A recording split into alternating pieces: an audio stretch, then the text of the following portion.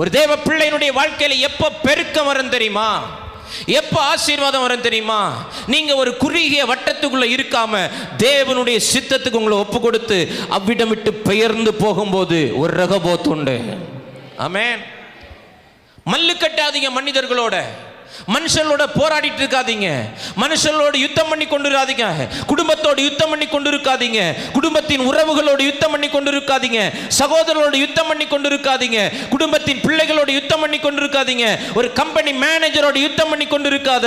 இங்கே ஒரு பெரிய திறந்த வாசல் இருக்கிறது. உனக்கு அங்க ஆசீர்வாதம் இல்லையா? அவ்விடம் விட்டு பெயர்ந்து போ. ஈசாக்கு அவ்விடம் விட்டு பெயர்ந்து போனான்.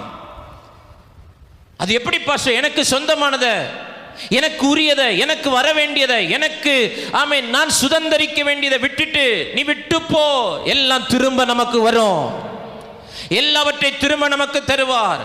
நாம் அங்கே நின்று மனிதர்களோடு யுத்தம் பண்ணி கொண்டிருப்போமையானால் தேவன் நமக்கென்று வைத்திருக்கிற மகத்துவமான பாதைகளை அறிந்து கொள்ள முடியாது.